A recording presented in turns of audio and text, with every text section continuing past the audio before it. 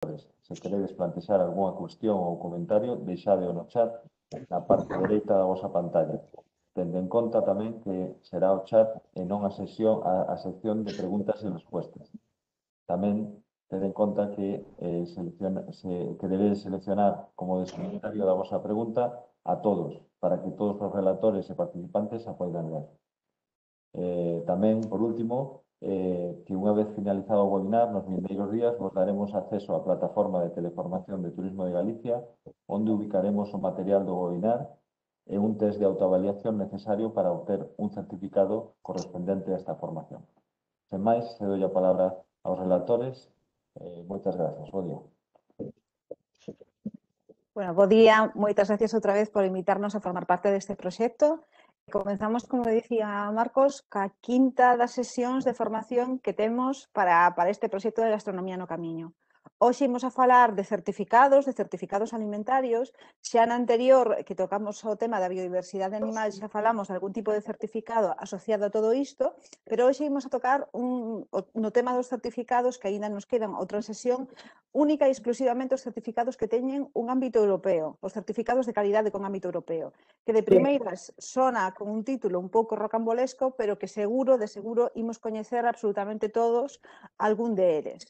O que quero que quede claro desta sesión é cal é a parte legislativa, cal é o ámbito e quen regula todas estas certificacións, e logo coñecer na fase local que temos certificado en Galicia e que podemos poñer en valor desa certificación.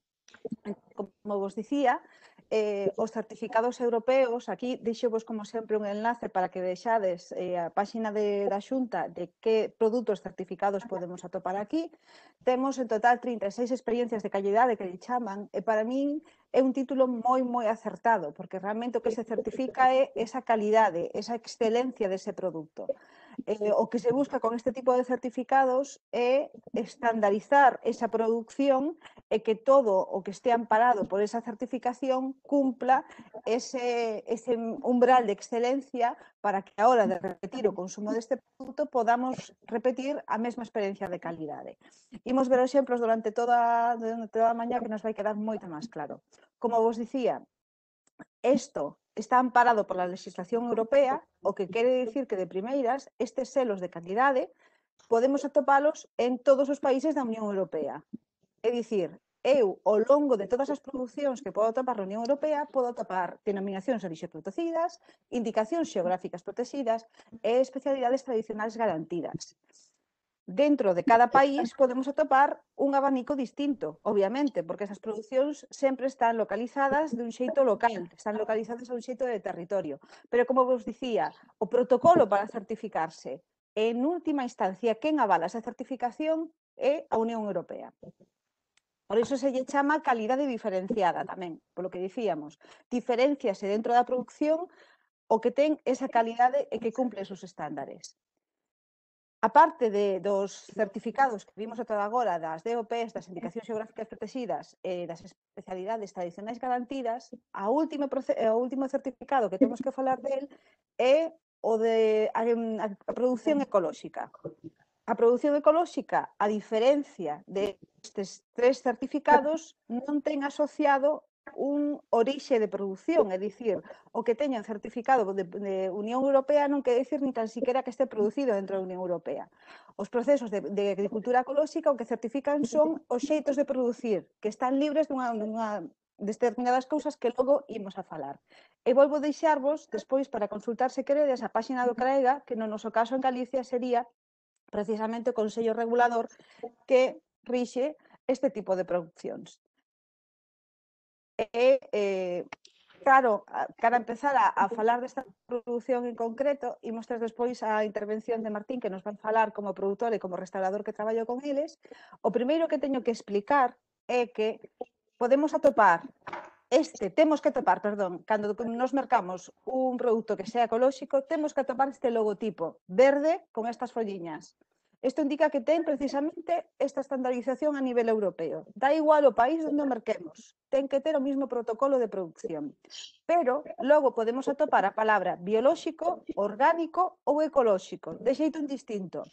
Isto moitas veces causa confusión, porque hai outros países como Estados Unidos onde non é o mesmo certificado que lle chaman orgánico ou que lle chaman ecolóxico.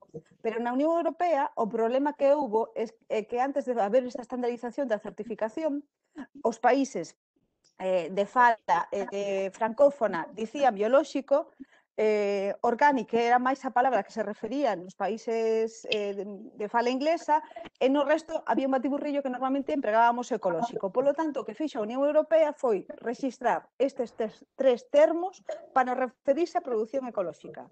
Polo tanto, aínda que en España podemos atopar que case sempre o packaging vai que a palabra ecolóxico, poderíamos empregar as tres de xeito indistinto. Non implica que a certificación sexa distinta, isto que quero que quede moi claro.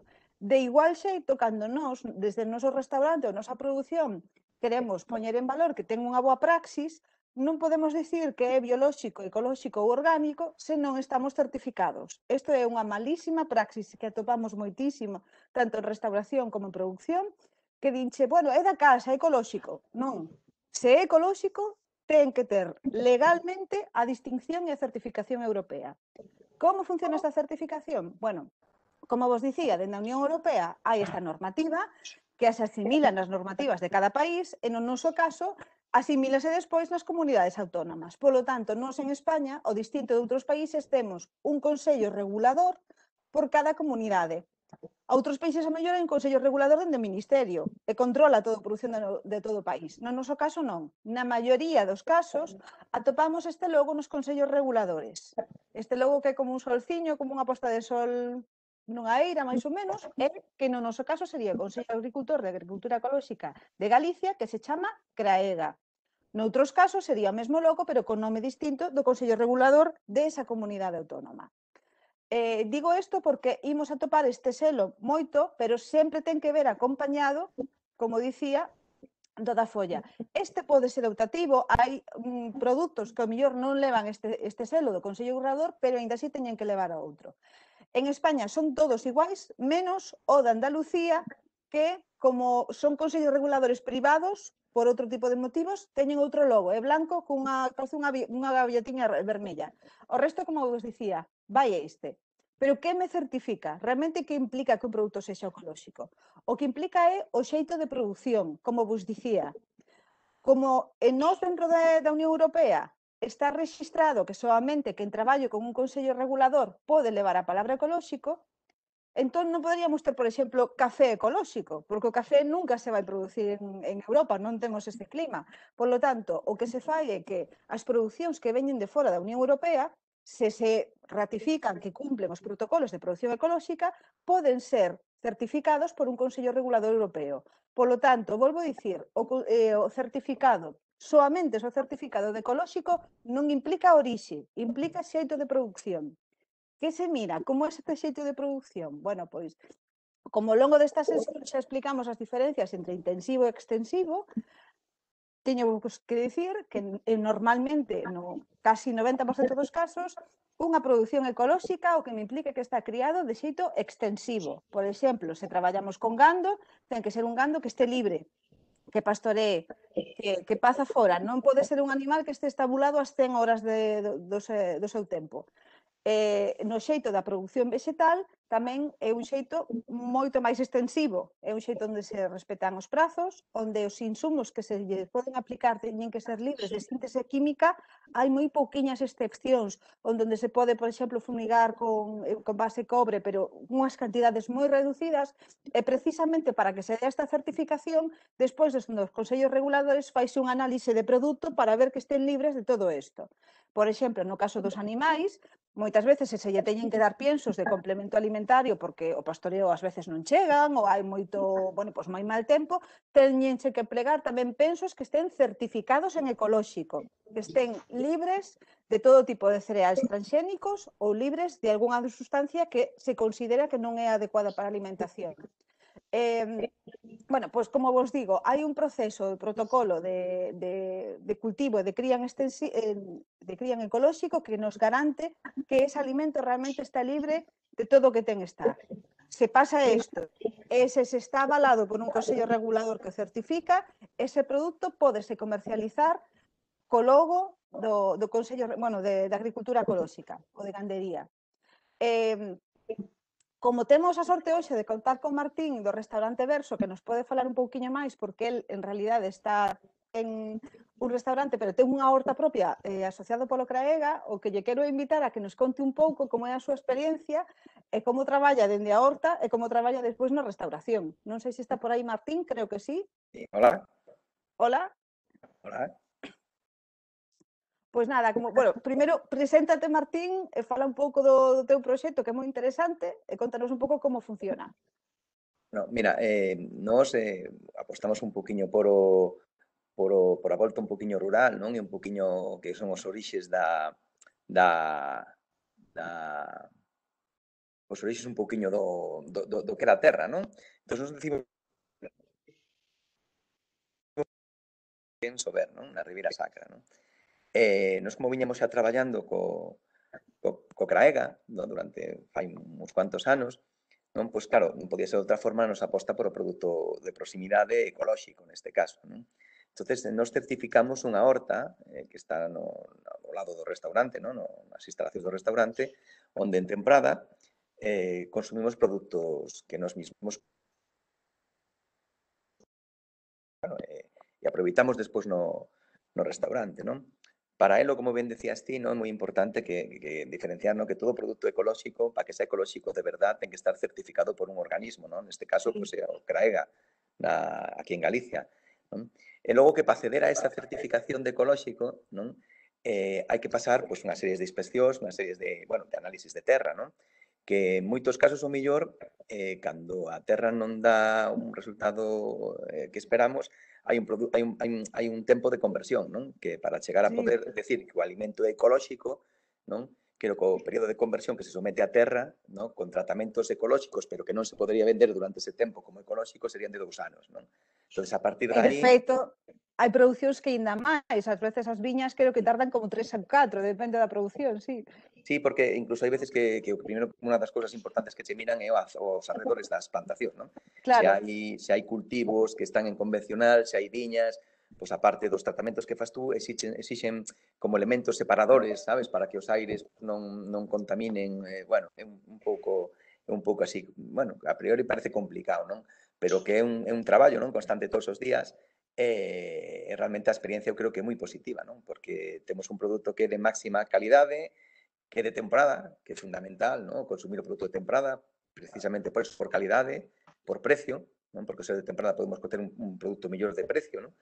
É un produto de proximidade co cual moitas veces estamos asegurándonos que o produto recolleno por a mañá e sirve no propio día, non? Co cual eso, no outro tipo de produto non o conseguimos, non? E aparte unha maneira de diferenciar, non? Creo que o produto ecolóxico de proximidade é un elemento diferenciador dentro dos nosos negocios, non? Entonces, claro, eu teño claro, non? Eu apostaría toda a vida por este tipo de produtos, non?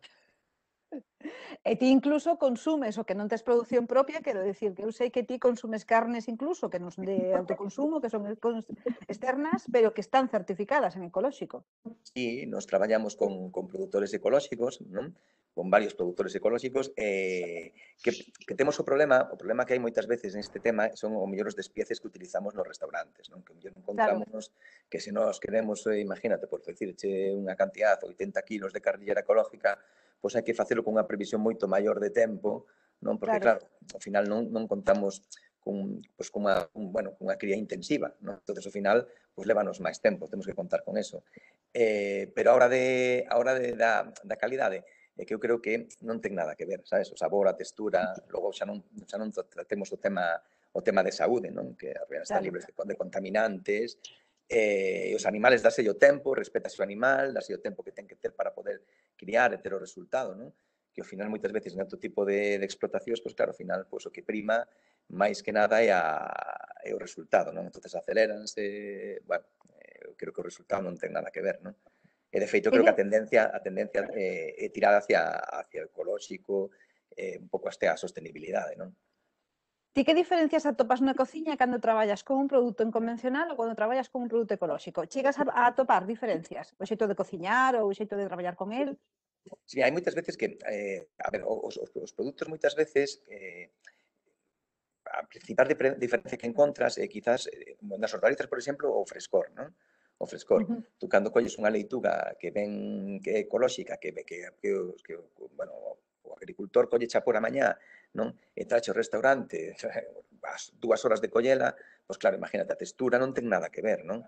A textura. Incluso diría que moitas veces incluso no sabor, non? No sabor, porque ao final os abonados que se fan na terra non ten nada que ver, son abonados naturales, respétanse os ciclos Unha leituga tarda un mes en crecer, non se lle bota fertilizantes químicos ni nada para que desarrolle, non? Entón, ao final, iso reflejase no plato. E hai produtos que reflexen máis que outros, non? Hai outros, o mellor, que pois non teríamos o mellor esa gran diferencia, non? A priori, pero se o analizamos no tema, por exemplo, de saúde, de contaminantes e todo, nada que ver, o sea, nada que ver.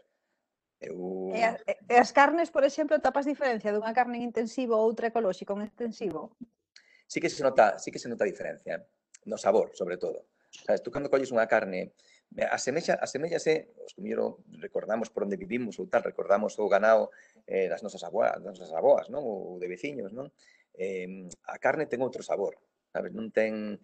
Despois, di que o mellor as texturas, que as maduracións, con maduracións largas que facemos, o mellor pois non teríamos ningún problema, pero no sabor sí que se nota a diferencia. A todos nos pasou mellor que poñemos unha carne, un filete, botámoslo na sartén e solta auga, non? Enchenos a sartén de auga, de espuma, non?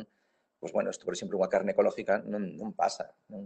Ten outro sabor, é que non ten nada que ver. Sí que se nota a diferencia, sí. E ti, cara ao cliente, pensas que tes ese reclamo? Te quero dicir, a xente que vai ao teu restaurante vai realmente porque tes esa distinción de ecolóxico. Pensas que a día de hoxe é o que está demandando o consumidor? Eu creo que é unha tendencia que cada vez vai, que está alza, cada vez vamos a ter máis presente, non? Para min é un elemento diferenciador, non? Porque un dos elementos diferenciadores, porque evidentemente acceso ao produto témolo todo o mundo, non? Logo, despois, cada un temos que tratalo, pois, o mellor, pois, da forma que nos consideremos, non? Pero, de entrada, e sobre todo as novas xeracións, a xente que ven xente nova, que ven por trás, ten outra conciencia, non? Ten outra conciencia da sostenibilidade e do ecológico. Como decías ti ben antes, non? Se nos trasladamos, por exemplo, á xeración dos meus pais, o que se planta na horta é ecolóxico, non? Sí. A ver, non, plantase na horta na casa, pero aí botanse herbicidas, botanse produtos, non, que non estarían permitidos nunha agricultura ecolóxica, non? Entonces, a conciencia é moi distinta, non? As novas xeracións teñen unha conciencia totalmente distinta, non? E pouco a pouco creo que imos ir aumentando, non? Esa conciencia, que eu creo que vai ser positivo. Nos no restaurante encontramos que cada vez encontras máis xente que sí que valora ese tipo de produto, incluso que está disposto a pagar esa pequena diferencia en prezo que hai de un produto ecolóxico a un convencional, non? Que tamén é importante reseñar que, bueno, que sí que é verdad que hai unha pequena diferencia de precio, non? Sí, moitas veces falo con miña socia que me din que na súa casa, na casa dos sogros, cando estaba na horta, dinlle, bueno, se pon o bote un, bótalle 2 por se acaso, non? E que non fumigan, que xa vernizan. Moitas veces, claro, esa é a diferencia entre xeracións, non? Que antes tiñan, de repente atoparon esos insumos que lles permitían que non lles morreran as colleitas e botan sen control. E precisamente a agricultura ecolóxica é a filosofía de todo o contrario, non? De respetar, como ben dís, eses tempos de cría, eses tempos de crecemento e de empregar, si, insumos, pero insumos moi regulados que sabemos que non teñen esa síntese química, non? Podes empregar compost, por exemplo, ou outro tipo de abonos, pero abonos que lle chamamos natural, sen que o natural a palabra se distorsione, non? Abonos, pois eso, que están libres de síntese química. Sí, no, claro, ao final tú date conta que se nos abonamos con abono dunha explotación intensiva, ao final os animales comen, iso acaba os antibióticos acaban nas heces, iso acaba na terra, nos abonamos con eso, estamos contaminando, non? Entón, eu creo que é moi importante que a cadena ten que ser completa, non? Ten que ser desde que abonamos hasta que plantamos, porque incluso as plantas, dices tú, bueno, que lle afectará unha planta ao mellor que sea certificada ecolóxica que non sea certificada ecolóxica. O mellor, no produto final, o resultado non temos diferencia, non? Vale. Pero sí que é verdad que cando plantamos moitas plantas, ao final esa terra que ven pois xa con os fertilizantes, con os contaminantes, nos ao final acabamos contaminando o chan, porque estamos plantando con unha planta que non é ecolóxica, ven con unha serie de contaminantes. E se plantas unha non pasa nada, pero se plantas 2 millóns, pois ao final acabas contaminando tamén o chan, non? Entón, tratas un poquinho, pois, eso, de respetar pois un poquinho a natureza do chan, non? Que conleva máis traballo, porque, ao fin e ao cabo, é moito máis fácil coller, botar unha mao de herbicida É dicir, ala, en un mes non aparezco por a horta que non hai unha herba, que estar cada 3 días apañando herbas e dobrando os Claro, piantos, claro. sabes? Entonces, eso ten outro traballo, non? Pero, bueno, tamén é gratificante, sabes, ver que ao final, sen axuda de químicos e tal, pois somos capaces de colleitar, tío, pois uns produtos increíbles, non? Pois sí. Bueno, pois nada, moitísimas gracias. Penso que xa che deixamos libre de intervención. E imos a pasar, e nada, eu invito a que te quedes o tempo que teñas e imos a falar de outro tipo de certificacións. Pois nada, moitas gracias, Moi Martín. ben, gracias a vos, un saúdo. Chao. Hola, Bueno, pues, Rocío, disculpa sí, que che interrumpa. sí, Temos quería interrumpir porque sí, sí, eh, fixeron unha pregunta por aquí, vale. preguntas e respostas. Sí, sí, sí, José Manuel nos pregunta que en peixe salvaxe hai que ir buscar a etiqueta de sostible ou hai outras? vale. Moi boa pregunta. Dende CRAEGA, o que se certifica dende CRAEGA basado na legislación europea, repito, que se certifica é produción animal, produción vegetal, e no caso de peixe, solamente se pode certificar a produción de acuicultura. Non hai dentro da legislación europea ningún certificado público, repito, ningún certificado público dentro da Unión Europea que me certifica pesca salvaxe. Polo tanto, esa certificación tratarémola precisamente a semana que ven, onde fale de certificados que son ou privados ou non están estandarizados a nivel público. É un problema porque cada vez máis trátase de buscar tamén pesca sostible, polo que falamos, por esta concienciación que hai de consumidores, dos propios profesionais, por suposto, pero o problema que temos é que o CRAEGA non che podería certificar nunca un atún, por exemplo, por decir algo. Vale, algo que sexa pesca salvaxe, temos que ir a outro tipo de certificacións. E logo está o seguinte problema, que hai que pensar que nós, cando traballamos de un ámbito territorial, as augas internacionais non nos poderíamos certificar tampouco dentro da legislación europea. O que sexa unha pesca de altura, a Unión Europea non pode regular o que se fai o que sei, en Groenlandia, non? Ese tipo, no, mellor Groenlandia sí, pero un pouco máis aló non. Entón, este tipo de certificacións temos que ir a certificacións que son a nivel internacional e na gran maioría dos casos son entidades privadas. E cando digo entidades privadas non quero dicir que sexan nin peores nin mellores que as públicas, pero poden traballar en todo o mundo dun xeito máis global, mentras que se traballa desde o punto de vista da administración, a administración solamente pode regular no seu territorio. Se sigo co mesmo exemplo, exactamente, se sigo no mesmo exemplo, non todos os certificados de produción ecolóxica do mundo son iguais. E cando digo que non son iguais, non quero dicir somente no logo, quero dicir que realmente os protocolos non son os mesmos. Eu se merco algo ecolóxico en Estados Unidos ou en Latinoamérica, teñen outros protocolos, outros logotipos e outros procesos que rixen. Pásame igual en Asia, pásame igual en África, os países onde teñen un protocolo ecolóxico. Entón, ese é un contra, por exemplo, en canto a exportación. Se eu son produtor, imagina, dunha mermelada ecolóxica onde me exixen que o 60 ou 70% do meu produto envasado este certificado en ecolóxico, ao final non podo mercar algo que está certificado en Estados Unidos. E a mellor a praxis da produción é a mesma, pero a Unión Europea non recoñece o logo o certificado de Estados Unidos. Tería que mercar algo como elaborador que veña de un proveedor que, inda que veña de fora, teña o protocolo feito por un comité europeo. Non sei se con isto me explico. No caso da pesca é o que pasa. As pesca salvaxe temos que ir, gústenos ou non, a un certificado que é privado. Como vos digo, na seguinte sesión imos falar de pesca, de todos os certificados que temos algún público, como por exemplo Pesca de Rías, que é unha iniciativa por parte da Xunta, pero que solamente traballa na zona FAO 27 e que, bueno, pois é eso, pesca de rías, tampouco non é unha pesca salvaxe, como che dicía, de un barco que traballa en alta mar. Eso tratarémolo a semana seguinte. Non sei se ves algunha dúbida máis que nos fagan Bueno, dende o chat. copiei no chat, Vale, sí, xa vin. en acuicultura si pode ser certificado ecolóxico, penso, non si? Exactamente, en acuicultura, entendéndose por acuicultura, a reproducción dun animal, por exemplo, nunha especie de piscinas. Aí sí, pode haber pesca, de feito en Galicia temos varias cousas, pode haber pesca de acuicultura de outras partes do mundo que estean importadas a Europa pero que pasen os protocolos nosos. Por exemplo, podemos atopar un langostino que está criado en intensivo en Latinoamérica e que chega a España certificado. Por qué? Porque se fixo todas as analíticas pertinentes para saber que menciñas se lle deu a esa cría de pescado, que tipo de auga se empregou, que alimentación se empregou, porque nos casos de acuicultura os eses animais se ceban con pensos, e eses pensos tamén teñen que estar certificados en ecolóxico. Entonces, se pasan todos eses procesos, sí. E no caso de Galicia, temos unha das maiores producións do mundo de mexilón ecolóxico, por exemplo. O que se fai nas rías, o que se cría nas bateas das rías está certificado. Hai varias bateas que están certificadas en ecolóxico, que se fai máis análisis aínda do que se lles dá, perdón, das augas nos que están, dos procesos e dos protocolos que se producen. Aí sí podemos atopar en acuicultura. Pesca salvaxe, como vos digo, teñen que ser outros certificados. Hai algunha dúbida máis? Penso que non. Bueno, pois se non, imos a seguir entonces.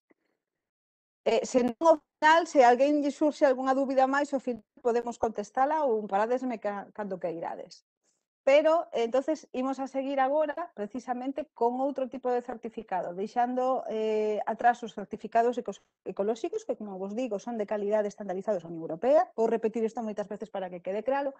O seguinte certificado que imos a tratar é tamén un certificado que podemos atopar en toda a Unión Europea. En toda a Unión Europea podemos atopar producións que están destacadas con este logo e, ao igual que vos dicía que antes no ecolóxico teñamos que atopar a folliña verde cas estreliñas, aquí temos que atopar. Se estamos a falar dunha indicación xeográfica protexida, temos que atopar este logo de fondo azul cos motivos en amarelo. Teño que ter isto a maiores do logo da indicación xeográfica en especial que imos atopar. Imos a ver moitas, vai vos quedar claro, pero o que quero dicir é que temos que atopar os dous. Ao igual que no ecolóxico atopábamos o do Craega e atopábamos a folliña, aquí temos que atopar o logo azul e a maiores o logo do Consello Regulador do que estamos a falar. Que me indica isto? Indícame que é originario en concreto dun lugar determinado. Este sí que ten unha posición xeográfica en concreta, que posúe unha cualidade determinada ou reputación que está ligada a esa zona en concreto e que, alo menos, algunha das súas fases ten que estar feita nese sitio. Sempre pongo o mesmo exemplo. Imaginade que vos estades producir, e imos ver despois, pementos nunha zona moi concreta. Somente podo producir pementos determinados en 4 aldeas de todo Galicia. Eu quero envasalos.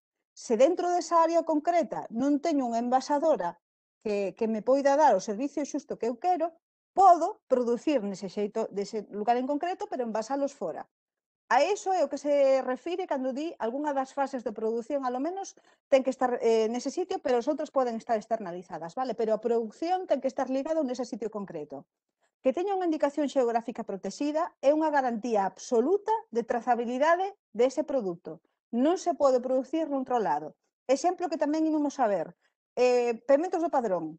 Sabemos que a día de hoxe hai moitos pementos de Padrón que veñen de Marruecos. Moitos. É a mesma semente, vale, pero veñen de Marruecos. Se eu merco un pemento que é a denominación de Herbón, soamente poden estar producidos nese ámbito concreto, nesas aldeiñas que son 4 ou 5 que temos cerca de Padrón, vale? Pero que a primeira indicación xeográfica que imos a comenzar hoxe vai ser precisamente con fabas de Lourenzá. E para iso contamos aquí con Alba, que está por aí, que nos vai unha das produtoras da cooperativa Terras da Mariña. Hola, Alba, e que nos vai falar precisamente hola, ti oesme ben, verdad? Sí. Vale, que nos vai falar precisamente de como é a produción deste alimento. Como vos dicía, cando nos marquemos un saquiño, que nos van falar agora deles, que este de fabas, para que sexan fabas de Lourenzá, teñen que levar o logo da indicación xeográfica protexida e a maiores o logo de faba de Lourenzá, vale? Que é o do Consello Regulador. Logo a maiores pode aparecer a marca do envasador ou do produtor que leve, vale? Pero estas dúas teñen que ser super importantes e teñen que ir. Así que nada, primeiro, Alba, bos días, e fálanos un pouco de como son estas fabas de Lourenzá, que teñen en especial. Pois, a verdade é que exquisitas, como non. Home, por suposto. Como falabas da indicación xeográfica, son fabas producidas no ámbito da Mariña de Lugo, aunque leva a denominación Lourenzá, Son producidas na Mariña de Lugo, en todos os concellos da Mariña Lucense. Influye moito o microclima e as condicións do Claro. terreno. Iso é o que fai que as faga diferentes do resto. As súas condicións edafolóxicas do terreno ou as do clima fan que teñan unhas características organolépticas diferentes do resto. O sea, que inda que colléramos a semente da fava e plantáramos no Carballiño ou en Verín, salería diferente esa fava. Saldría diferente, a proporción de piel sería diferente. O Claro. porcentaxe de absorción de auga, pois tamén. Claro, normal. E precisamente falando da pel, como é a pel desa fava? É moi finiña, apenas ya notas. Ten sobre un 6-7% de porcentaxe de piel, é dicir, nada, non ya notas. É moi mantecosa, apenas se notan grumos, quedas enteira, a hora da cocción queda unha fava enteira, non se desfai. É que, de feito, nós o ano pasado pegáramos en algún comedor escolar e que nos decían os profesores que os rapaces comíana porque, claro, non lle molestaba esa pel, que quedaba super Claro. blandiña. E despois outra característica que levamos moi a raíz desde que comenzamos non só é pola trazabilidade, sino que nunca mezclamos as fabas de varias fincas para garantizar unha cocción homogénea, porque dun quilómetro de distancia, aunque o microclima pode ser o mismo, o suelo pode variar moi pouco e esa variación pode afectar un pouco o grado da piel ou da absorción de auga. Entonces, para garantizar unha cocción van todas da mesma finca, nunca se mezclan. Claro, entonces acaban todas cocidiñas, claro, ao mesmo xeito. Por igual. Claro. É unha fava bastante grandiña, ademais, verdad? Sí, é unha fava en forma riñonada, blanca uniforme, con un tono brillante e, bueno, ten no quilo poden ter aproximadamente entre 750 e 850 gramos, xa é unha fava grandeta. Claro, así como, bueno, en ecolóxico non falábamos, aquí sí que temos que falar de que todo o que se venda dentro de unha ISP ten que ir envasado, non a podo mercar ao granel. Non, no que é a fava de Lourenzá non permite a comercialización a granel, porque non garantiza a trazabilidade nin a orixe do produto. Entón ten que ir envasado en quilo ou medio quilo para o consumidor final e para a restauración se nos permiten os envases de grandes, 5, 10 ou 25. Claro, que iso é algo que moitas veces en restauración valoran moito, que lles deas unha parte máis grande. Pero, bueno, esta é unha parte que queremos machacar moito de que non se pode mercar ao granel, e que se nos intentan vender favas ao granel de Lourenzá non están amparadas pola ISP, obviamente, non hai ese control. Non, terían que levar a contraetiqueta. Estupendo. É o que garantiza que é fava de Lourenzá. E vos, máis ou menos, cantos produtores tedes? Sobre 15. Bueno, pois, claro. É que eso implica que non pode haber tampouco moitísima fava de Lourenzá, como moitas veces se quere vender que hai tanta. Claro, é que no que é a Mariña Lucense debe haber somos 7 envasadores, só os 7 de fava de Lourenzá, e sobre 37, 40 produtores. Só producen fava de Lourenzá, pode haber unhas 40 hectáreas de produción de fava de Lourenzá, que despois non se vende como fava de Lourenzá, que se pode vender a granel ou intermediarios. Pero hai sobre 300 personas ou 400 que producen fava. Claro. A fava, acabasme de dir, sí, a fava que vendedes envasada ten que estar seca, tampouco a podes vender fresca. Non, ten que ser seca. O pliego de condicións oblíganos a que seña seca polas características, polo transporte, por todo. Aunque a fresca, que se comercializa moito, ven da mesma planta, da mesma orixe, ten os mesmos tratamentos, a ISP non a certifica igual porque nin é o mesmo tamaño, nin é o mesmo método de conservación, nin é o mesmo transporte, nin é o mesmo tamaño, nin é o mesmo envase, entonces deixánola un pouco apartada. Claro, porque esa era outra. Cando, imagina que eu son produtor de fava, non podo vender as pequeniñas ao lado das grandes, teño que vender un produto estandarizado, que teña máis ou menos o mesmo tamaño, claro. Sí. Aquí na nosa empresa pasan todas por unha clasificadora de tamaño para unificar os tamaños, por saber primeira, segunda ou extra, neste caso, que é a que vai como fava de Lourenzá. O sea, a única que se certifica é a extra, que entendo que a mellor calidade, claro. Exacto. E as outras, entonces, non levarían o certificado? Non, hai moitas máis variedades que producimos, como pode ser a verdina, ou a do caldo, a mandilín, estas de potajes, ou negritos, pero ningunha delas está amparada cunha indicación, solo a fava de Lourenzá blanca e seca, a seca. A En fresca cal- tampouco. Vale, en canto aos tratamentos que decías, aínda que isto non está amparado pola agricultura ecolóxica, que son dos cousas distintas, sei que dentro Casi. da vosa base, que sento que dentro da vosa cooperativa tedes algunha que está doblemente certificada, que está certificada como ecolóxica e como FABA, pero eu sei que para producir dentro amparada da ISP tampouco se pode botar o que se quere, tamén hai unha restricción de tratamentos. Hai unha restricción de tratamentos e cada vez se busca máis o residuo cero. Non tanto como o ecolóxico, porque a veces é imposible, pero sí o Claro, residuo cero. a que lle chama residuo cero?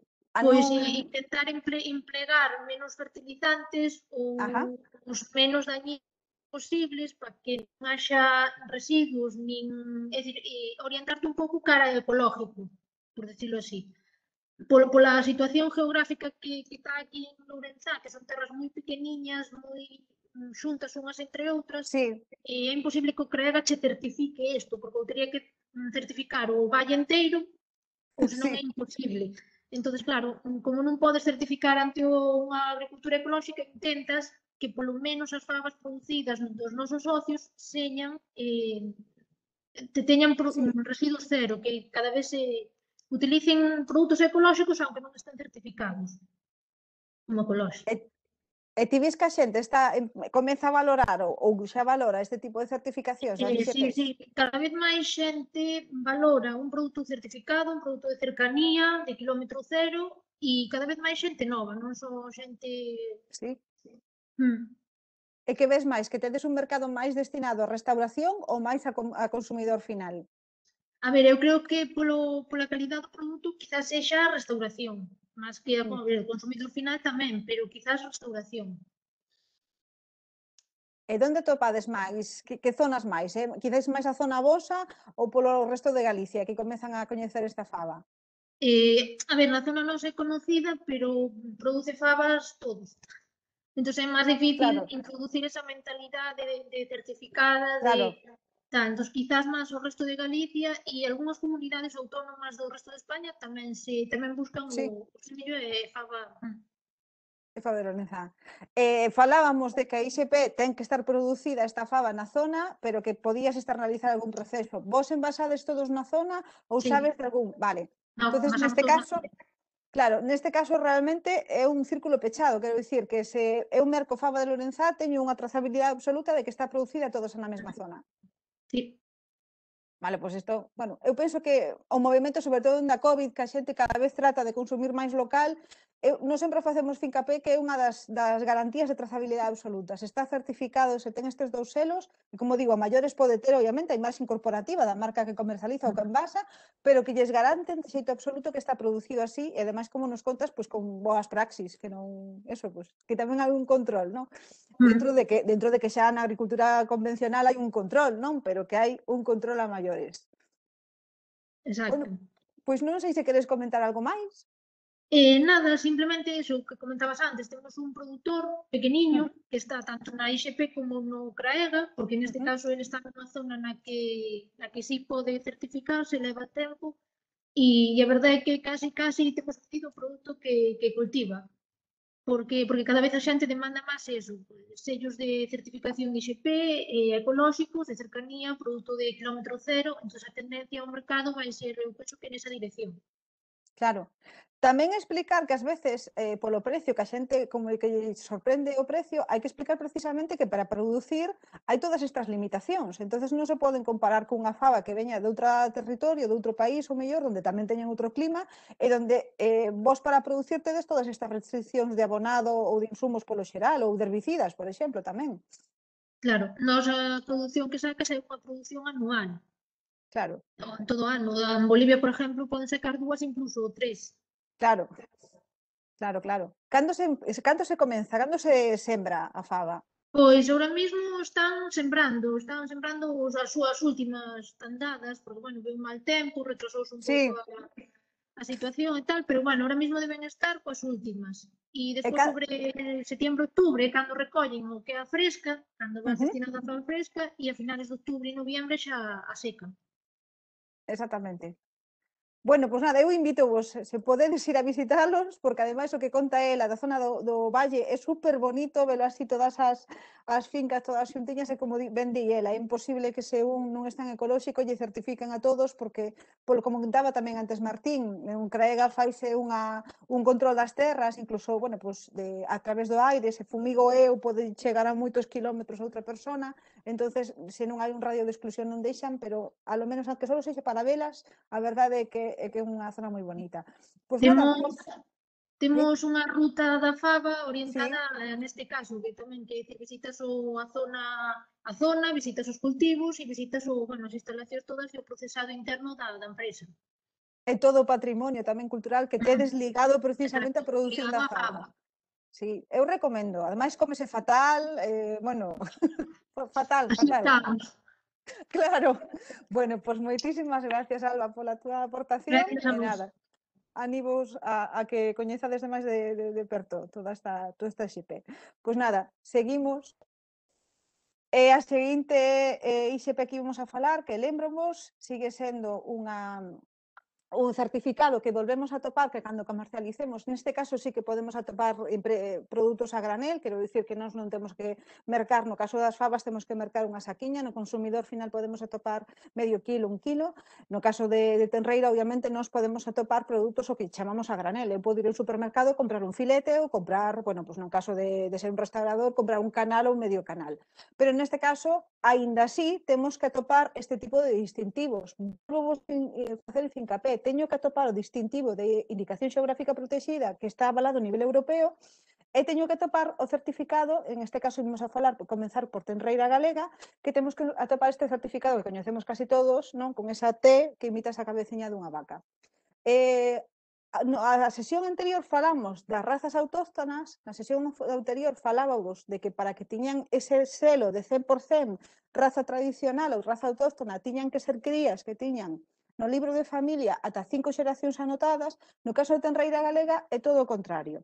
Nos podemos atopar amparados pola ISP de Tenreira Galega producións que están cunha súa raza, por exemplo, pero na maioría dos casos o que imos atopar son mezclas híbridos que poden ser de rubia galega ou mezclas do que se chaman morenas, que é o que vimos na sesión anterior.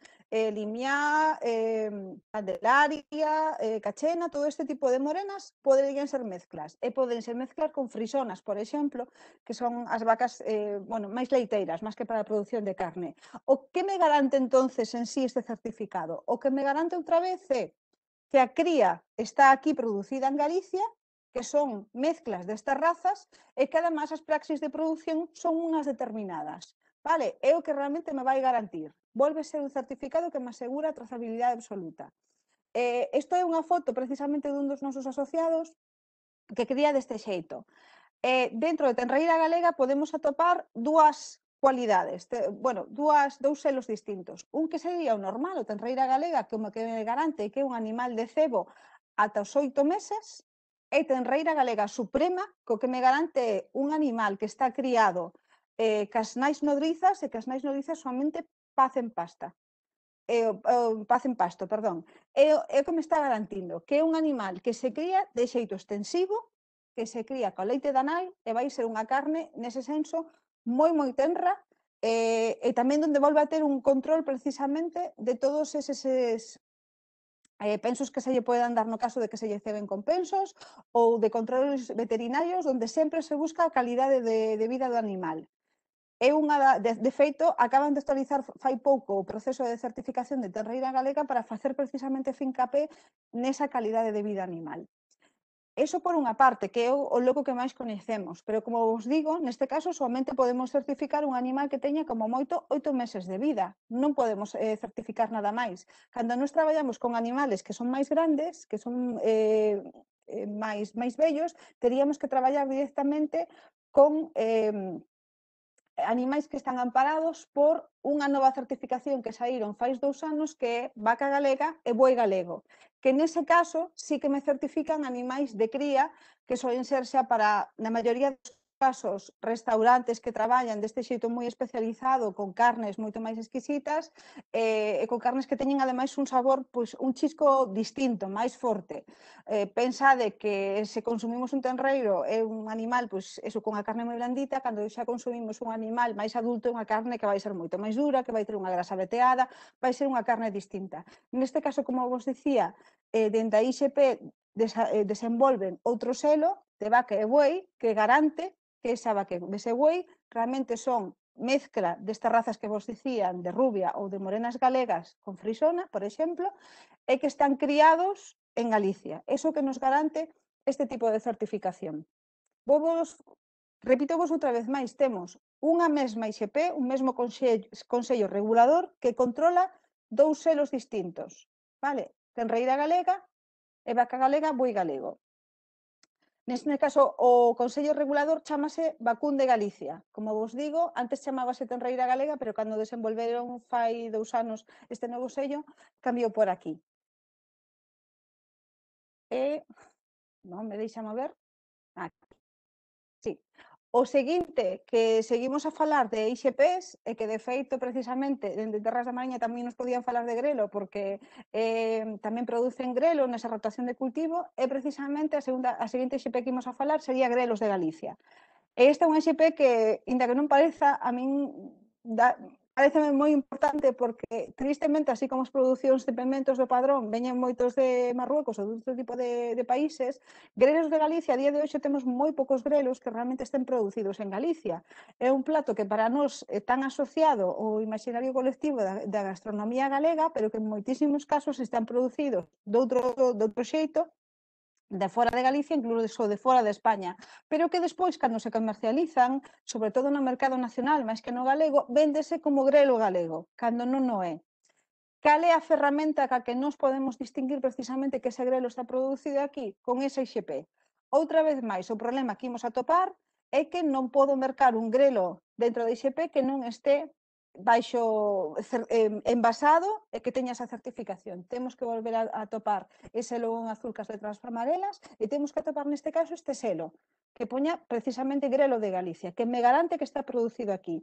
Ademais, ao contrario que podemos atopar outras producións que se crean en hidropónico, que sería meter a planta nun líquido con nutrientes para acelerar ese crecemento, o grelo de Galicia está producido en terra e dun xeito tradicional. Polo tanto, aparte de que me este garantindo esta trazabilidade do alimento, o que me está a garantir é que realmente eu estou a favorecer a un produtor que está producindo e que estou fixando xente no rural.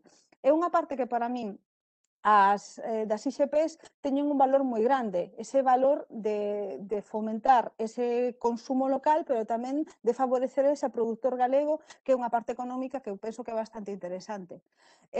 Ao igual que falamos dentro das producións, da sesión de biodiversidade vegetal, dentro de grelo de Galicia están autorizadas 2 variedades, que sería o grelo de Lugo, o grelo blanco de Lugo e o grelo de Santiago. Das 3 variedades que temos catalogadas polos bancos de Xermoplasma en Galicia, 2 pódense traballar dentro desta IXP. A IXP, aparte de ter esa produción localizada, tamén o que ten é esa protección de biodiversidade, de fomentar que esas variedades propias da nosa terra se sigan a traballar e se sigan a cultivar. Hai algunha dúbida ata aquí? Penso que non, entón vou continuar. A seguinte xapeda que teño que falar sería castaña de Galicia. Volvemos a ter exactamente o mesmo problema que a IXP do grelo. A castaña de Galicia ten moitísima zona, é unha castaña que se valora moitísimo tanto dentro do noso territorio como fora. É unha castaña que de feito se chega a exportar a outros países europeos, pero ademais de xeito recreativo. Quero dicir, hai producións en Galicia que xa están pensadas non para consumo local, senón para exportar. Pero volvemos a ter o mesmo problema. Se non temos unha ferramenta que nos permita distinguir cal é a orixe desta castaña, o problema que imos ter é que nos van vender unha castaña de Galicia, pero que vende outra parte. Que me garante, ademais, este IXP, que volvo a dicir, ten que estar para o consumo consumo final, ten que estar envasada? Garánteme, primeiro, que é unha variedade que, inda que podemos atopar no resto de Europa, no resto do sur de Europa, pero que tiñamos aquí sempre, que é unha produción que está centrada nas montañas lucenses e de Ourense, teñen soamente eses espacios para producir castaña, e ademais esta castaña está sometida a un tratamento térmico, introdúcese en auga durante uns segundos a unha determinada temperatura para matar todo o vecho que poida ter, que é un problema que moitas veces temos co de castaña. Non, que moitas veces mercamos castañas, bueno, pues, que están producidas obviamente con ese xeito máis natural e que teñen o vecho dentro. Cando nos mercamos unha castaña que está envasada dentro da IXP, sabemos que nos van a garantir que non teñen ese tratamento de ningún xeito. Como podemos encontrar este tipo de produto? Bueno, pois como é un produto fresco, relativamente perecedereiro, cando estamos en tempada, en outono, sí que podemos atopar este produto en saquiños, en bolsas, bueno, pois cada envasador pode empregar o produto que queira, pero para o resto do ano non teríamos este produto. Entón, o que se fai dende IXP é producilo ultra conxelado e envasado vacío, que é realmente como traballa máis durante todo o ano. Este é un produto que xa é precocido e que realmente en restauración sabemos que é moi aceptado. De feito, a venda en fresco, pois, comentábanos desde IXP que traballan moito, por exemplo, nos postos de castañas que podemos atopar por todo Madrid, non? Que venden estas castañas en eses paquetiños, moitos saben que son castañas de Galicia, pero que se venden para aí, pero despois, como vos digo, para restauración todo ano que se vende é produto ultraconxelado. Permite facer de todo, podes facer unha guarnición de castaña, podes facer incluso unha fariña de castaña con ese produto, obviamente o que non podes é facer unha castaña asada con pel porque xa vai precocido e sen pel. É o xeito que podemos atopar, como vos digo, envasado e ultraconxelado son caixas de 5 kilos. Dígolo porque para vos, para a cociña, seguro que vos facilita moito esta información de saber como está o produto, en que cantidades temos que marcalo. E dá 5 castañas de produto ultraconxelado, dígovos que dá para bastante. Volve ser un produto que ao mellor vai ter un precio un chisquiño máis elevado que outros, pero porque pensades que teñen, primeiro, este tratamento e, segundo, esta trazabilidade, esta garantía. Con isto non quero dicir que vai a ser o doble de outro tipo de castaña, pero sí que é certo que podemos atopar castañas de certificar ao mellor un chisquiño máis barata, pero non nos poden garantir nin de onde ven, nin como está procesado. Seguinte IXP que podemos atopar en Galicia. Podemos atopar a de pataca de Galicia. Mesmo problema que cas outras anteriores que estamos a nombrar. Galicia é famosa por produción de moitas cousas, en este caso de pataca tamén, pero o problema que tiñamos é que moitas veces vendíase pataca que non era galega por galega. Polo tanto, xurde a IXP de pataca de Galicia que nos garante outra vez máis a produción que temos. Neste caso non se pode producir pataca de Galicia dentro de todo o territorio galego. De feito, hai bueno, no último tempo estáse a plantexar se este IXP se pode estender a todo o territorio porque realmente atopamos moitas zonas, como comentaba antes Alba, que poden ter unhas capacidades ou que poden ter unhas condicións edafolóxicas, unhas condicións de chan boas para producir estas patacas. Outra vez máis, temos restringidas as variedades que podemos atopar dentro da IXP. Lembrade que vos dicía que dentro da mesma especie que a pataca podemos atopar varias. Neste caso, a maioría da variedade que íbamos a atopar dentro da IXP é a Quenevet, que quizáis é a variedade que empregamos máis en cociña e que máis coñecemos. É a variedade que, por exemplo, nun supermercado podemos atopar con máis facilidade.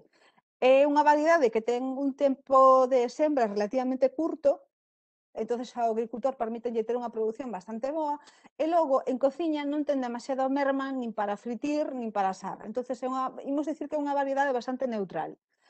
Aínda que non é unha variedade propia nosa, porque non comentei atado agora, pero en moitos casos, para obter unha IXP, permíteme traballar con unha variedade que non sexa originariamente de Galicia.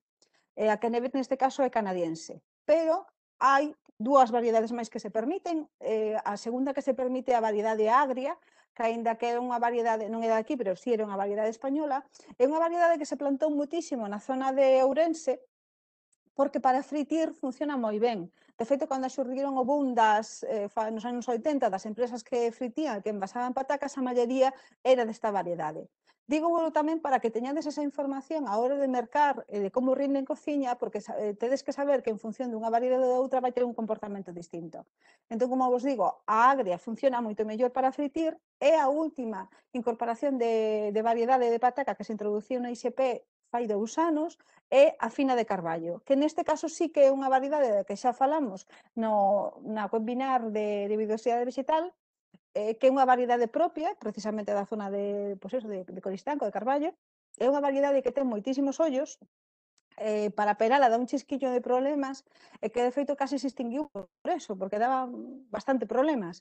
En restauración, se nós temos un modelo de restauración onde temos que traballar con moitísimas patacas, o mellor vaise vos facer un chisquiño duro, pero se temos un modelo de restauración onde realmente traballamos cunha pataca que queremos que teña un rendimento exquisito, un sabor exquisito, eu recoméndola moitísimo. Sobre todo para guisos e para asar, porque é unha pataca moi blanca que non se desfai, que ten unha textura moi boa e que, como vos digo, rinde moi ben para cocer. Agria para fritir, esta máis para cocer, e a Quenevet, pois é esa pataca neutra que penso que coñecemos casi todos e que bueno, que xa sabemos como se producen. Volvo vos dicir, aínda que sean variedades que non son estrictamente históricamente de Galicia, si son patacas producidas en Galicia e que estamos a axudar a este mercado local e que nos garanten esa trazabilidade de orixe. Seguimos cas IXPs e temos que checar a lacón galego. Neste caso, tiñamos o mesmo problema, produto que se coñecía, que se vendía moitas veces fora das nosas terras como galego, pero que na realidade non era. Volvemos ter a mesma circunstancia. Se temos este certificado que é unha indicación xeográfica, garántenos que este lacón está producido en Galicia. Non hai máis dúbida.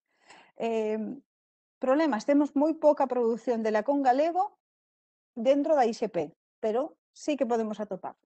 Pero como vos digo, agora mesmo hai un operador solamente dados de alta, polo tanto, bueno, se queremos un lacón, eu invito, a verdade que ten un sabor exquisito, non volve a ser o mesmo problema que o tenreira galega, non teñen unha raza determinada asociada, si se poden facer cruces de varias razas, pero que non nos garanten son as técnicas de cría e nos garanten outra vez esta producción. Se o queredes, eu incluso encargaría a medida que é o xeito mellor de traballar con restauración neste tipo de casos. E seguindo, chegamos a capón de Vilalba, outro produto que é super famoso, pero que non tiña ferramenta de control. Problema, aínda que temos un IXP, a día de hoxe non temos ningún operador dado de alta. Agardamos que en algún momento teñamos, e o que nos garantiría outra vez serían as técnicas de cría e a localización concreta de producción, pero neste caso, como vos digo, dentro de IXP, aínda que podemos atopar no mercado capóns que nos venden como Vilalba, dentro de IXP non podemos atopar ningún operador. E chegamos a mel. Como podedes ver, IXPs en Galicia temos moitísimas, porque a verdade é que non nos damos de conta da riqueza gastronómica que temos, pero temos unha IXP que é a mel de Galicia, que outra vez máis nos garante que este tipo de mel está producida íntegramente en Galicia, e de feito a maioría dos casos está tamén envasada en Galicia. Neste caso non temos zonas restrictivas, pódese producir mel amparada pola IXP en todo o territorio galego, e o que vos poño aquí son as distintas meles que podemos empregar, que podemos atopar, perdón, que poden ser de mel de eucalipto a mel de flores, multifloral, monofloral, podemos ter bastantes tipos de meles en función de que se alimenten esas abellas, obviamente vai ter un color e unhas propiedades organolépticas distintas, pero aínda así a IXP vai nos medir e vai ter uns mínimos que se teñen que cumplir para que se poidan envasar baixo o seu logotipo. Este é o logotipo de Mel de Galicia que vamos a topar. É algo que a mí me gusta poñer moito en valor neste tipo de produto, é que a mel de Galicia é o que se che denomina mel natural. Non é unha mel que se pode ter ningún tipo de procesos de ningún tipo. Non, solamente o que pode ser é unha mel filtrada. Non se pode pasteurizar, polo tanto, hai mel que se teñen moita fructosa vai non solidificar, pero non pasa nada, unha mel que non perdeu propiedades, solamente solidificou o fondo. Non se pode diluir en auga, non se lle pode aportar azucre de ningún tipo, non se lle pode adulterar de ningún xeito. O único que se pode facer para traballar amparado para o mel de Galicia é filtrala. E para min esa é unha das garantías maiores que podemos atopar dentro da produción da mel. Como vos digo, podedes atopar estas 5 variedades, e despois podemos de monoflorales, e despois podemos atopar a maiores mezclas de multiflorales en función de, pues, claro, esa zona geográfica en concreto tamén que comen as abellas van dar un produto ou outro. E seguimos cas IXPs e chegamos a pan de cea, que penso que é unha das máis famosas que máis se coñecen é unha das máis antigas. De feito, para que vos fagades unha idea, a IXP de pan de cea foi a primeira IXP de pan que tivemos en toda Europa. O que hai que recoñecer moitísimo a labor do seu presidente que conseguiu fai 30 anos que dende Europa se recoñecese algo tan, eu sempre digo etéreo, ainda que non etéreo, porque un pan é unha parte palpable, pero algo tan volátil como pode ser o pan, que dura ben varios días, que se lle concedera un IXP por esas técnicas e por ese valor patrimonial, foi un feito realmente que temos que ter moi en conta. E abrir moitísimas partes, a día de hoxe, ou portas, perdón, a día de hoxe o pan de cea exportase a moitísimos países do mundo, incluso Latinoamérica, mércase por toda Europa, é un selo distintivo de calidade, por suposto, é algo que nos abriu moitísimas portas a toda a gastronomía galega. As diferencias que teñen o pan de cea con outro tipo de pans son as súas porcións de fariña, teñen que ter polo menos un cuarto ou un tercio de fariña do que lle chamamos fariña do país, fariña producida en Galicia, os outros 2 tercios pode ser fariña castelá, teñen un proceso de fermentación de masa nai, que a día de hoxe volve a estar moi de moda, pero no seu momento que en todos os procesos de fermentación química se estaba a deixar de lado, e ten que ter unha estandarización de tamaño e de peso. O sea, de forma, ata que chegou o IXP, o pan de cea é moi famoso, pero cada forno traballaba o seu xeito, cada forno lle daba unha forma distinta, pero cando chegou o IXP o que conseguiu foi estandarizar, o que falaba antes Alba, non? De crear esa capacidade de atopar esa excelencia, esa cualidade, e somente o que den ese límite pode estar vendido baixo a IXP. É un pan que, como vos digo, seguro que todos coñecedes, e que ten unha consistencia moi boa, funciona moi ben para a restauración, porque é un pan que dura ata 4 ou 5 días bastante ben. De feito, nos contaban que en moitas ferias, incluso ferias internacionais, levaban o pan para facer degustacións porque lle aguantaban todo ese proceso, e o que lle permite tamén vendelo fora do noso territorio. É un pan, como vos digo, moi coñecido. E dende o ano pasado temos unha segunda IXP de pan que sería o de pan galego. Aínda non temos operadores, pasanos o mesmo que co caso de Capón de Galicia, de Capón de Vilalba, perdón, pero para protexer tamén o pan, sobre todo fora das nosas costas, en Madrid podemos do noso territorio, en Madrid podemos atopar moitísimas panaderías que nos venden o pan pan que fan eles como pan galego, entonces o que xurdiu por parte da Asociación de Panadeiros de Galicia foi crear esta marca que realmente distinga a estes panaderos que traballan en función dunhas características e que definan o que é un pan galego e o que non se poda vender fora do noso territorio pan galego que non é tal. Como vos digo, aínda non hai operadores porque é un IXP moi recente, penso que o mellor para finales de ano ou para o ano que ven pode haber algún operador dado de alta. A diferencia con pan de cea, que é un pan moi estandarizado, que ten unha forma moi pechada, pan galego como tal, claro, non hai un pan galego que teñamos en toda Galicia. Hai varios modelos de pans. Neste caso, por exemplo, que se van permitir son bolas, barras, outro modelo máis, vamos ter varias formas, vanse aceptar bastantes variedades de receitas, pero dentro os que cumplan uns mínimos, como pode ser que o fermento se xa de masa mai, que teñan ao menos un 25% de variedades de callobre e cabeiro, que son as variedades de trigo tradicional que temos en Galicia, buscando tamén protexer esa biodiversidade outra vez máis nosa que temos aquí e fomentar que eses produtores que traballan con esas variedades teñan unha salida comercial. Como vos digo, polo de agora, aínda non temos ningún dado de alta, agardemos que teñamos, pois, ano que ven, xa algunha panadería que traballe baixo este logo. Este vai ser o logo que temos que atopar, ao igual que o pan de cea teñelo que dar nunha bolsiña pechado co logo onde se ve precisamente este número de asociado.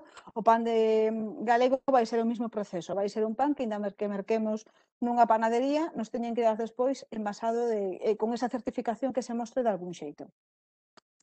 E rematando xa cas IXPs, que como podedes ver son moitísimas, en Galicia temos esa sorte, imos atopar as últimas que van ser precisamente de pementos. Neste caso xa vou comenzar a falar das DOPs, que son a seguinte certificación que imos a explicar, pero comenzamos cos últimos pementos.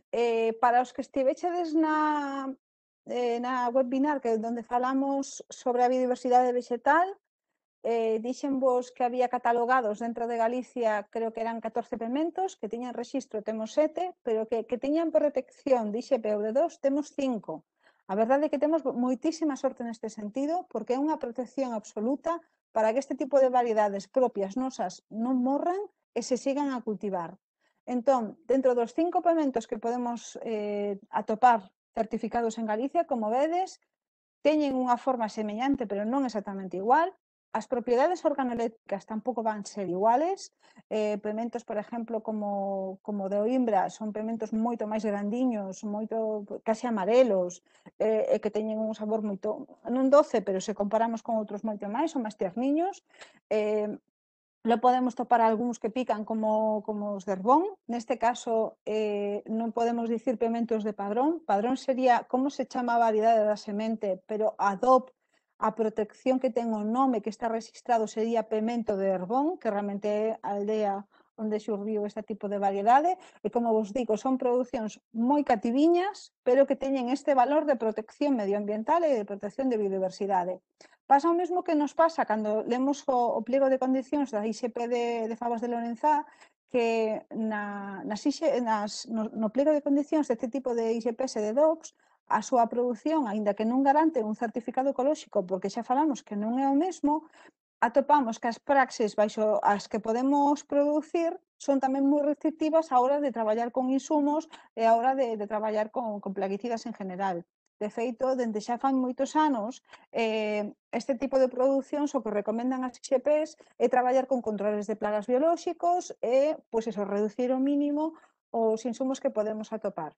Como vos digo, en cociña son moi distintos de tamaño, de sabor, de cheiro e de todo. E eu anímovos a que probedes este tipo de variedades das IXPs que son moito menos coñecidas e que tamén nos poden atraer a un público que mellor non é que este cansado, porque os de pementos de padrón nunca nos cansamos deles, pero que tamén lles apetece probar outro tipo de pemento que é galego e que ten un sabor un chisquiño diferente. Por lo tanto, para min, este tipo de producións así máis cativas sempre son moi de poñer en valor. E como vos digo, aínda que pemento de Oimbra, pemento da Arnolla, pemento de Mougán, pemento do Couto son IXPs, pemento de Herbón é unha DOP, é dicir, é outro tipo de certificación. É un tipo de certificación que se chama Denominación de Orixen Protexida. Ao igual que o logo da IXP está en azul, este ten unha base que está en vermello e certifica casi o mesmo, pero é un chisquiño diferente, vale?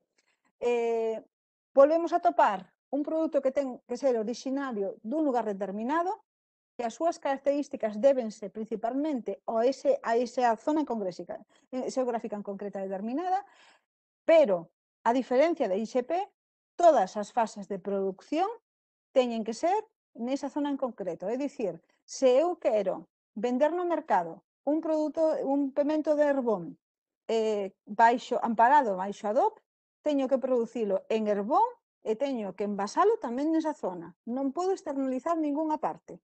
Vale, a semente ten que ser sempre a mesma, obviamente as técnicas de cultivo tamén, e ten que estar envasado desa maneira. Do xeito que unha DOP é a maior certificación que podemos atopar a nivel europeo que me garante a trazabilidade dun produto. O produto ten que estar producido nesa zona xeográfica en concreto e ten que estar envasado nesa zona xeográfica en concreto. Ou, por exemplo, se estivera cocido e pudiese vender cocido, tamén teria que estar procesado nesa zona, vale? Esa é a diferencia maior. A IXP pode externalizar unha pequena parte ou, por exemplo, a IXP podería traballar cunha variedade que non é nosa, como, por exemplo, no caso de pataca de Galicia, vale? Traballamos ca variedade Kennebec que é canadiense, polo tanto, nunca me poderían dar unha DOP a hora de certificalo, pero está producida aquí, vale? Son as dúas diferencias entre DOP e IXP para mí máis importantes. Non hai un certificado que sea mellor que o outro, son dúas cousas distintas, pero os dous son certificados que me garanten a trazabilidade absoluta de que ese produto está producido nesa zona en concreto. Como vos digo, 4 variedades de pemento con ISP, unha con DOP, imos a ver que máis certificados en Galicia temos con DOP. En este caso temos 4 queixos certificados cunha DOP. Tamén probablemente sexan os que máis coñecedes co pan de cea, porque foron as primeiras certificacións que xurdiron en Galicia como certificados de calidade, vale? Cando xa comenzaron este tipo de certificacións alá para os anos 80-90, cando comezou a legislación europea. Antes, o que coñecíamos como DOPs eran os viños, que imos falar despois de eles, que foron as primeiras denominacións que xurdiron asociando esa producción a esa zona en concreta. Pero volvendo ao tema dos queixos, o que temos en Galicia son estes 4 queixos que están certificados. Arzúa Ulloa, penso que coñecemos prácticamente todo o mundo este queixo, é un queixo dos máis famosos, é un queixo moi versátil en cociña, que tanto nos vale para facer un produto salgado como nos vale para facer un produto de postre, de sobremesa. É un queixo que podemos atopar certificado sempre en redondo. O que acabo de dicir pode vos parecer unha tontería, pero é moi importante, porque moitas veces, para o caso de restauración, sobre todo en comedores de colectividades grandes que empregan máquinas para cortafiambres, ás veces piden ao Consello Regulador que lles faciliten algún operador que lle den un queixo que este encuadrado e que lle sexa máis fácil de cortar, pero non poden ser. Para que este vendido baixo a DOP, ten que estar en redondo. E podes atopar en varios tamaños, vale? O tamaño máis pequeniño, o tamaño máis grande, que pesa cerca de 2 kilos, é un tamaño xa bastante grandiño. É un queixo que podemos atopar no mercado, tanto en semifresco, cunha maduración de varias semanas, ata xa unha curación de curado, onde xa ten unha curación incluso que pode chegar a un ano. Neste caso podedes ver na fotografía a diferencia dos dous. Obviamente, cando imos curando o queixo xa sabedes que vai menguando porque vai soltando todo ese suero que ten o queixo, vai se quedando ca parte máis grasa e podemos atopar, como vedes, certificado no mercado os dous tipos, vale? Logo temos o queixo de tetilla, que tamén hai referencias históricas do queixo de tetilla dende o medievo directamente. Esta é unha parte que tamén é importante para poder constituir unha DOP. Hai que demostrar históricamente esta relación do produto ca historia da gastronomía desa zona. E o queixo de tetilla, como vos digo, hai referencias xa dende a literatura medieval. É un queixo que volvemos ter o mesmo problema, ten que ter esta forma de como de peito, como de montaña, non se pode vender de outro xeito, e a diferencia do queixo de Arzúa é un queixo que non se pode vender curado. É un queixo que físicamente se podería curar, un queixo que aguantaría ese proceso de maduración, pero precisamente por estas referencias históricas, como non se atopou ningunha referencia histórica que avalara que antes se vendía este queixo curado, non se lles autorizou. Polo tanto, o queixo de tetilla que atopamos no mercado, como moito, pode ter 90 días. Más de 90 días que xa comenzamos a considerar ese queixo como semicurado, como curado, tense que retirar do mercado, vale? Non se pode vender amparado pola denominación. Cal é a diferencia principal para min co queixo de Arzúa Ulloa? Que o queixo de tetilla ten como máis leite por volumen de queixo. Por lo tanto, vai ser un queixo aínda máis cremoso co da Arzúa Ulloa. É un queixo que, por exemplo, para facer un risotto ou facer un plato onde teñamos que empregar nata, case nos vale directamente este queixo porque funde enseguida. Problema, por exemplo, que atopamos, para cortalo hai que saber tamén cortalo. Temos que ter o coitelo en auga quente para que non enganxe, porque é un queixo que cando cortamos, pois é eso, moi blandiño. Neste caso, podedes ver que, ainda que vos digo que na maioría das ISPs e das DOPs teñen que ter un envoltorio que me certifique, no caso dos queixos, permítese non ter ese envoltorio, exceptuando en este que imos a falar, porque se pode, na codia do queixo, pódese pegar directamente a pegatina que me garante esta certificación. Polo tanto, neste tipo de produto temos que volver a topar todos os distintivos. Como vedes, o distintivo da DOP, que me vale que é un certificado europeo, o distintivo do Consello Regulador, e no caso de ser un queixo obviamente comercializado por unha marca, atoparíamos a maiores a marca que está comercializando ese queixo. Pero sempre ten que ver este tipo de etiqueta que me garante o lote e que me garante a certificación. Sigo a falar dos queixos. Outro queixo que tamén ten como esta forma de montaña, que sería o San Simón da Costa. Este é un queixo máis da zona da Costa de Lugo. É un queixo dos 4, é o único que é afumado. De feito, é a súa característica principal. aínda que estes dos, por exemplo, teñen un sabor moito máis suave, ou este queixo ten ese sabor máis intenso dese produto que este afumado. Afúmase case ao final do proceso, polo tanto, a maioría do cheiro dese fume queda na codia.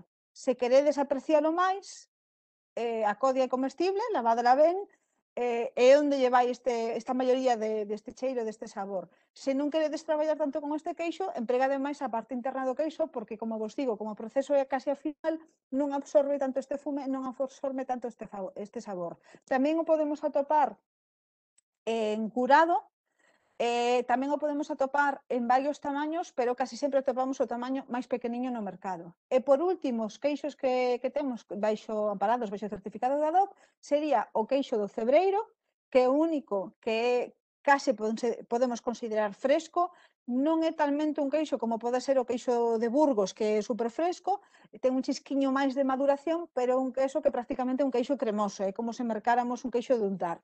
É o único que en fresco imos a topar con ese envoltorio, porque claro, estamos a falar dun queixo que se desfai, que se derrite somente nas neus, polo tanto teñen que ter este envoltorio, é un queixo que hai que transportar, a cadena de frío ten que ser moito máis estricta que a dos outros queixos, porque é moito máis fresco, podías estragar antes, é un queixo que outra vez máis podemos atopar na súa forma curada. Se queredes probar o queixo cebreiro curado, eu, por suposto, recoméndolo porque é incrível a textura e o xeito que ten, pero é unha produción moi cativa. Son queixos que prácticamente fanse por encargo. Polo tanto, se queredes introducir na vosa carta, eu recoméndovos que faledes con algún artesán que traballe con este tipo de queixos e que vos lo faga por encargo. Porque xa vos digo, atopalo nunha tenda ou nun distribuidor habitual, queixo de cebreiro non tedes problema, pero o queixo de cebreiro curado xa é moito máis difícil de topar. E ademais non queixo, por exemplo, como de Arzúa Ulloa, que case se pode curar na casa, o queixo de cebreiro xa tes que ter máis man para curar ben este queixo. Como vos digo, DOP, o que implica que todo o proceso de certificación de producción, ten que estar aquí. É un queixo que outra vez máis, cando vemos o pliego de condicións de producción, son de animais que non se alimentan de pensos, que se alimentan de pastos e que viven libres, polo tanto a calidade da leite vai ser moi distinta. Tampouco me deixan traballar con todas as razas de animais, teñen que ser razas ou puras galegas ou de mezcla de morenas, volvemos ter esas limitacións, e como vos digo, son procesos que están moi regulados, moi controlados, e que despois nos dan eses queixos de tan boa calidade e tan exquisitos. E por último, o último que imos a falar de mexilón de Galicia, da última DOP que temos en Galicia sería mexilón de Galicia. Neste caso, tiñamos o mesmo problema. O marisco galego tiña moita zona, a produción de mexilón tiña moita zona, o que tiñamos era producións de Galicia que viñan de fora, sobre todo Latinoamérica, que non son ni mellores ni peores que as nosas, é dicir, outro tipo de produción, moitas veces outro tipo de variedade, outro tipo de augas, pero que chegaban ás conserveiras galegas e que se vendían por galegas. Non? Porque a marca da conserveira era galega e para o consumidor esta era un choque de información. Cando se constitúe esta DOP, o que se garante outra vez máis é que todo o proceso, tanto de cría de mexilón como de envasado, como de cociñado, se no caso que se vende, pois eso, enlatado e xa cociñado, todo ese proceso ten que ser en Galicia e garántenos de xeito absoluto esa trazabilidade, vale? Eso é o que máis quero que teñades claro, non é que solamente este envasado aquí, é que está producido aquí. E ademais que a calidade que temos de auga nas nosas rías garántenos que un mexilón tamén dunha calidade exquisita, tamén non, sobre todo que se vende fresco, ten que ter un tamaño, tampouco vale todo, quero dicir, todo eso sempre se busca que o que se vende amparado baixo ese selo sempre sea de toda a producción o máis exquisito e o que dé eses mínimos de calidade. E, por último, por último, teríamos xa a especialidade tradicional garantida, que sería a última certificación a nivel europeo que podemos atopar. En Galicia non temos ningunha como tal, hai que dicir que en España sí que temos algún tipo de producións deste tipo, serían, por exemplo, o xamón de bellota, porque neste caso, ao igual que IXP e ADOP ten ligado o proceso de certificación a unha zona en concreta, a especialidade tradicional garantida o que me garante é o proceso de produción, vale? Garánteme que esa especialidade está a herdar todas esas técnicas e toda esa tradición de como se facía ese alimento, pero non ten unha zona xeográfica en concreta. De feito, este tipo de produtos, moitas veces o animal cría en España, pero despois os secadoiros están na zona de Salamanca, porque o aire é moi distinto, entón favorece que se cure de outro xeito moito mellor. Vale, o que quero que vos quede claro é que non ten esa zona xeográfica tan acotada, pero sí que me garante que está producido do xeito tradicional e que ese sabor que vou atopar nese produto realmente recórdame ese xeito tradicional de facer as cousas. Como vos digo, en Galicia propiamente non temos ningunha, pero sí podemos atopar en España, pero quería volar comentar porque nós como consumidores, máis aló tamén de profesionais, podemos atopar este tipo de certificados pois no mercado ou nos distribuidores e tamén está ben que teñamos todo este tipo de procesos. Imos rematando xa, ca parte de alimentos, imos a entrar xa na parte de bebidas. Penso que desto non teño moito que dicir porque prácticamente todos coñecemos o que é unha DO asociada a viños, como vos digo, aínda que este tipo de certificacións a nivel europeo veñen dos anos 80, 90, as DOs veñen xa dos anos 30 e 40. E no imaginario de case todos son as denominacións de orixe que temos sempre na cabeza. De feito, aínda que a palabra legal a día de hoxe sea denominacións de orixe protexida, de xeito coloquial, síguese chamar DOs únicamente, e que síguense, incluso nas páxinas web dos propios produtores, siguen a referir como DOs como tal. En Galicia temos 5, Valdeorras, Monterrei, Ribeira Sacra, Ribeiro e Rías Baixas. Penso que Ribeiro é máis coñecida de todos, Ribeiro e Rías Baixas son tamén das máis antigas. Fixeron un traballo enorme de estandarización de procesos productivos no seu momento, conseguiron facer unha imaxe de marca de todas esas pequenas bodegas que producían moitas veces ca mesma variedade, pero que para competir ao mercado exterior, para exportar o resto de España, pois non tiñan esa zona ou esa forza e conseguiron, agrupando e unificando os procesos de produción, como vos digo, conseguir esta imaxe de marca e ser un pulo tremendo para moitísimas pequenas bodegas e moitos pequenos produtores que conseguiron facer cooperativas e que se uniron. Que me distingue este tipo de certificacións? O que me distingue moitas veces son as variedades cas que se traballan, podemos traballar con monocultivos dunha mesma variedade ou facer mezclas, toda esa normativa ten que estar estipulada en cada consello regulador, e despois moitas veces os técnicos, pois claro, as técnicas que temos nas bodegas ou de maduración de fermentación deses caldos.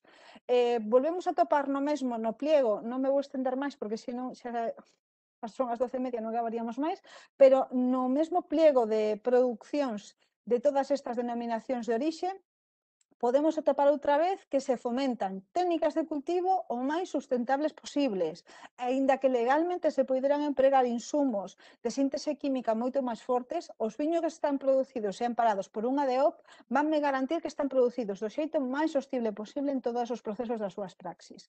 Como vos digo, non quero falar moito máis destas porque xa as coñecemos, son de moitísima calidade, non teño nada que dicir, pero quero falar de outras que mellor non se coñecen tanto, porque ademais foron denominacións que xurdiron despois, pero que para mí tamén teñen moitísimo valor, que son, dentro das producións espirituosas, as indicacións xeográficas.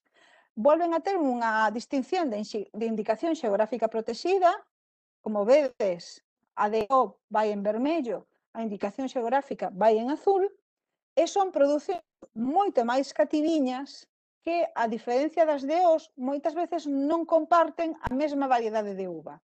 Son bodegas que producían dun xeito tradicional e artesano, pero que moitas veces gardaban as mesmas variedades de uvas con viñedos que teñen máis de 100 anos e que teñen unhas peculiaridades moi concretas. Por exemplo, podemos atopar algúns de viños da Terreiría que son variedades que están moi cerca do mar e que teñen case ese cheiro a salado do seu os viños. Soen ser producións moito máis cativas, mentras que de hoxe podemos atopar a día de hoxe grandes bodegas ou grandes cooperativas que traballan no mesmo xeito, que teñen ese sabor moi estandarizado, pero que teñen moitísima produción, que nos poden abastecer para todo o ano, se queremos, cunha mesma cooperativa. As bodegas asociadas ás IXP son moito máis cativiñas e moitas veces fan casi, non vou dicir viños gourmet, pero sí esa pequena exquisitez que producen o mellor pois 500 litros ao ano, e que non teñen ademais capacidade para producir máis, pero que teñen ese sabor moi distinto do que vamos a topar nas de hoxe, que volvo a dicir, son moi bons, pero que xa coñecemos tanto, non? Entón, que a hora de traballar cunha carta de viños, se queremos introducir unha carta de viños que sexa un chisquiño distinta, pero que aínda así sexa galego, eu de verdad que invito-vos a que coñezades algunha bodega dentro destas IXPs que vos vai dar ese punto distintivo e ese produto un chisquiño máis especial. Volve a ter unha trazabilidade absoluta, volven a ser viños cultivados en Galicia, como vos digo, na maioría dos casos con variedades moi antigas, envasados e comercializados desde Galicia. Aínda que sexa unha IXP, non é unha certificación peor nin garante menos, vale? Son as diferencias. Dentro dunha DO hai unha estandarización de todas esas bodegas, dentro dunha IXE non hai esa estandarización. Dentro dunha IXE de terras de Barbanza Iria hai unhas praxis comuns, hai moitas veces ese tipo de bodega familiar, pero de unha bodega para outra atopamos moita máis diferencia que dunha bodega para outra, por exemplo, que traballe Rías Baixas, non? Donde vai ser mezclas de albariño, de treixadura, neste caso non, van a ser cada unha viños moi distintos. E por último, dentro das indicacións xeográficas, o último que atopamos é o Consello Regulador de Aguardentes e Licores de Galicia. Mesmo problema do que vos contaba durante toda a mañá. O aguardente galego, moi coñecido, vendíase moitas veces aguardente galego, cousas que non eran. Ou non había esta obligatoriedade, esta estandarización, e había aguardentes que se facían na casa, que non teñan ningún tipo de control, que non teñan ningún tipo de garantía de procesos e que se vendían deste xeito. O valor que tivo este Consello Regulador foi estandarizar todos esos procesos e, ademais, adaptalos ao xeito productivo, legal e sanitario que rixa a día de hoxe unha produtora alimentaria, vale? Eso foi realmente a forza e o que se conseguiu.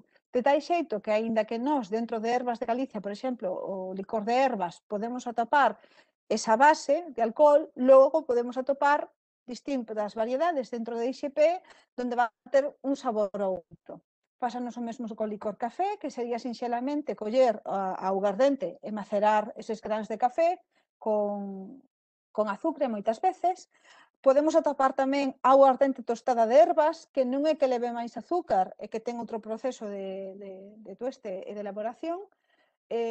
Aguardente de herbas e aguardente tostada de herbas. Podemos atopar as dúas cousas.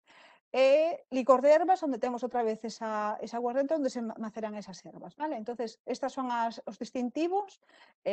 Cada bodega terá a súa marca comercial, pero para que se venda amparada polo Consello Regulador temos que atopar outra vez o logo azul e o tipo de selo que podemos atopar.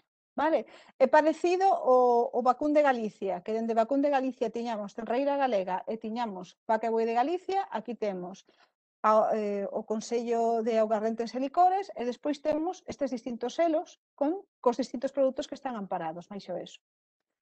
E, nada, lembrarvos outra vez a diferencia de biolóxico, orgánico e ecolóxico, que é o mesmo certificado, nada máis, que sigue ser outro dos selos de calidade, que temos todas estas variedades, estas 36 experiencias de calidades que temos dende Galicia producidas. Penso que a maioría xa as coñecedes, pero a mellor non sabíades todo o proceso de producción que podíamos atopar por detrás, o mellor non coñecíades algún eixe de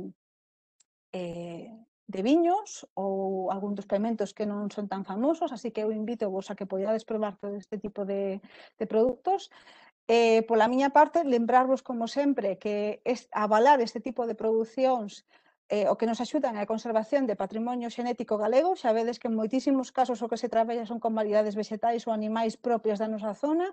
Esa protección desa gandería extensiva, porque aínda que non estea toda certificada en ecolóxico, a verdade é que a maioría deste tipo de producións o que prima son as producións en extensivo, o control de plagas biolóxicos, estas boas praxis, esta conservación do medio ambiente, que hai esta conservación de técnicas tradicionais de conservación de impacto inmaterial, sobre todo de patrimonio, porque síganse a conservar estas técnicas herdadas, como vos digo, moitas veces desde o medievo, e que para nós traballar con este tipo de certificacións garántanos ter un consumo responsable, un consumo de cercanía. Volvo a dicir, xa sei que son moi pesada, pero que unha das certificados que garante a trazabilidade maior de toda Europa. Axudamos a dar esa visibilidade de boas praxis, de que estamos a traballar deste xeito, é unha ferramenta distintiva ante a nosa competencia. O caso de pementos do Rubón que vos digo sempre, moitos poderán poñer pementos tipo padrón, pero se nós traballamos amparados pola DEOP, sabemos que estamos a traballar soamente con eses pementos e podemos nos distinguir desa competencia. Nada máis, pola miña parte, eu invítovos a que calqueira dúbida que teñades que me comentedes. Xa sei que foi unha moi larga, unha intervención moi larga, pero nada, calquera cousa que non aclarei ben ou que quedades que me estanda máis en algún tipo en concreto ou como distinguilos ou onde topar os produtores, xa sabedes que estou aquí.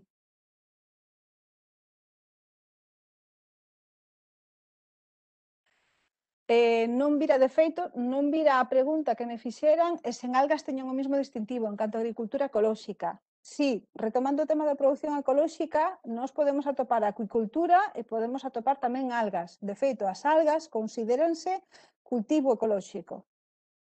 Aínda que choque, as algas considéranse cultivo, polo tanto, si teñen esa certificación ecolóxica, pero nada máis. Quero dicir, se pescamos un choco da ría, non pode ser baixo amparado polo CRAEGA, porque eso non se considera que é acuicultura en cultivo.